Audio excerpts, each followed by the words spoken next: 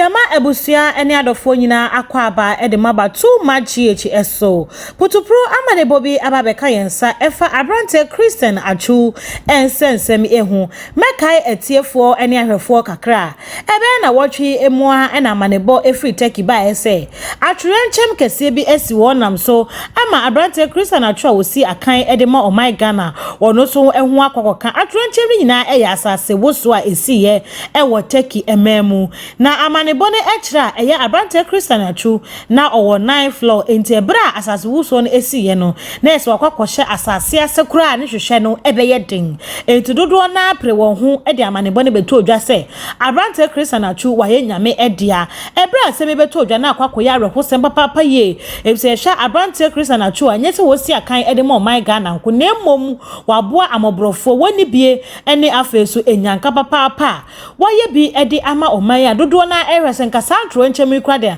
anka eni kwan se eto no na ebra rehosemi esi ye no ena Ghana ye mampanyi na nadankwa ekufu ado ekwo tweda ede kwoto ni page a wo se wotumfo nyankopon se obehu abrante imobo eno wachi Ghana mampanyi dada ye John Dramani Mahama ede ono so na nudi nsem ebetu odwa asamoja enka ne ono na ye captain ede ma Black Star so ede na nudi nsem betu odwa etitiru ene eni ntimfo bebre wo my Ghana mu ebe kire o ma adwen ene o mususu ye efa abrante Christian Atsu ensensemi ehu na too much ye bo mamane se ye kwakopiem ewa abusua no akache a abusua no de wo kanyina ne se omunim se Ghana fo edo abrante Christian Atsu esa enti de omo ese nyankopon ne se obehu abrante ne emobo ne wo mu na amanebo ne sa beto odwa se ye hu abrante Christian Atsu ede na kwakopiem ewa yaresabia ewo Turkey na sa amanebo ne beto odwa pe too much ye sa kopiem ewa abusua na akache a na wo hwa abusua no enije ene sire pana na ewo makoma mu a na wo mo eda nyame asese ebre we de nyame etie wo musufre na ebre ne ewo atwenye mu ye hwese abrante Christian Atsu se ebre se ne ho ye se de ebe na ato no na eho ena na damfa wone ne konna kranda eye abrante wakaso ono so esi akan edema Black Star no esupi abonti de betu dwa kire se abrante Christian Atsu yesi ye hu no ede na kwakopiem ewa yaresabia na so mo kyen yaresabia wo Turkey nyina no enya ade a omonsa atumi aka abrante na asempo omenwo yaresabia kura woda enti wo se Ghana for se ebeba abonti beka ensem bi de afa abrante Christian Atsu a ye ma ne nya ensem a ehye nkran ebise abusua na ahwera de wo mu se wo my Ghana ya ahwera de na so no de ne ho kwa ohuyehie mu pa eye abusua no enisi ye pia bonte aka bibia ye ni kan enwere eyire ene emma ho na afiesu ye nwere abusua ne ho wone nsensemi ho a ena nata eye ni nuaba so be pia bonte be ka se onto so beti ni nuaba ma ne enyade a na koma eto ne yem oguso wa arehuo mu ewo otwene mu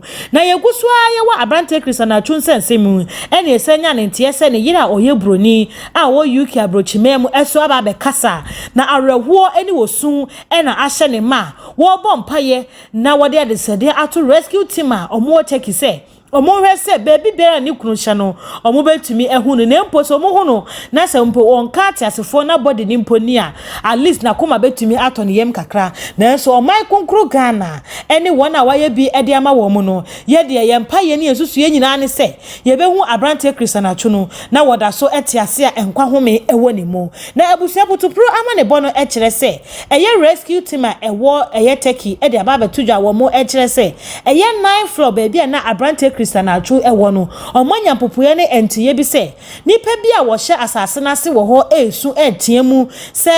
adonfo emeye omo emwa enti omo susu se nipa bi a wo 9 floor ho no etumi akasa wa asase na se dia na ne da so bi be ho se abrante Christian Atsu woda so etiase enti omo guso etutu ko hwese omo be hu ba bi a abrante Christian Atsu hye se wo tiase anase wato da nanom ewo nse do na wo sa ma ne boyi mu ane asanya ne ntie se eye ne manager ena afesu ni nua bema omo de ntempare basahire so kwakopiem ewo Turkey memu a wo mo ewo atwene mu a omo hwese rescue team no ede asempa pa bi beba abonte se abrante Christian Atsu se ye hu no anase woda so ehye asase no ase na ebra san semini arehosem we nyina ebeto odwa no na wona ebre bi Christianacho eko prisons ekoyi wo mu eso aba bonten aba besu abebọ mpaye asre Nyankopon asre rescue team a omo take say omumọ humodin bia nya omafremu de se de be ya baby bere abrante Christianacho ehye wasase na se no omo betumi ehu no na wasa Christianacho nsensemi hu a na wode bani kire oman Ghana mu a asori ba akwa sesebre omo training no magide nso ye alpha hour omo so epia bonte abebọ mpaye dendenden pa edi ama Christianacho a wo mo kire se omo so efro totorbonso Nyankopon se obehu abrante yi emobo na baby biara wo hye e wasase na se no omo atumi ehu no na entie ni biemu esa akire se abrante Christianacho yi na o hye 9 floor na 9 floor no se rescue team na kwa kopie eye fla etoso nwotwe a omo bom humodin bia e ba kwan mu ahwese omo atumi anya kwan e de akọ 9 floor wono se de ebe ya ye behu se abrante Christianacho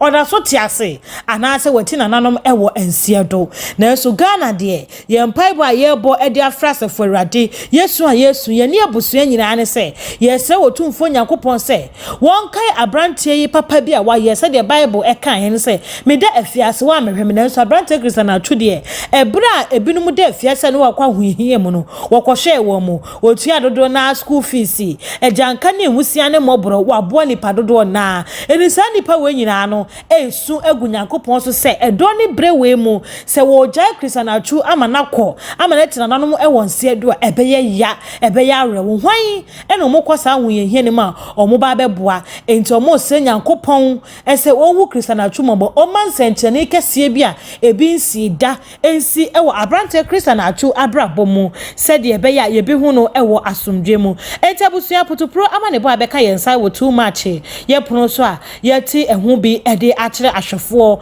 ene afesu etiefo egusua ehye se nia ebeto fom panie bi na ebeto fom efa abrante Christianacho ensensem no madaroma yemfa enkamemo yesa de ba besomo ewo ye firi kese so midi ere nana efiase wa potopro amanebo yi me ena mede somo ewo too much so makramo.